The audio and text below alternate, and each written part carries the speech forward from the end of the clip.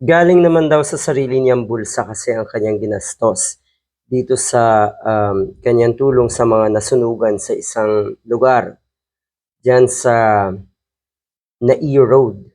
Oh, galing daw sa sariling bulsa. Madali namang sabihin 'yun. Parang si Robin Padilla dati kung naalala niyo po nagyabang din na, galing sa kaniyang bulsa mismo ang itinulong niya sa ilang, nasalanta ng sunog din ata 'yun sa Mindanao. Oh, ganyan na ganyan, galing sa sariling bulsa. Tapos, siyempre ang mga die-hard paniwalang-paniwala diyan, yung mga DDS. Talaga ba galing sa sariling bulsa?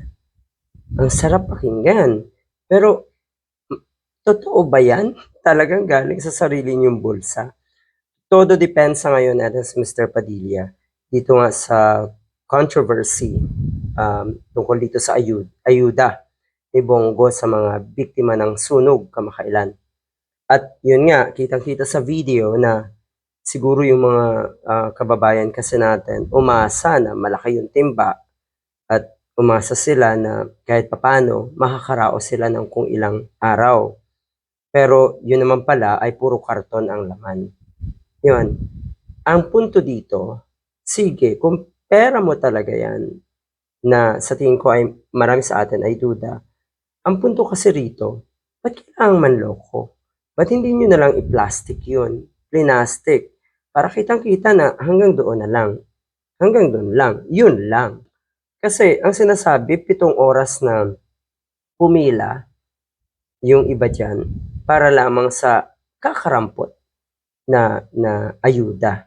Oo, ito naman ay paunang ayuda lang daw kasi nga naman meron naman tayong mga ahensya ng gobyerno na dapat ay umaasikaso sa mga ganitong klaseng sitwasyon.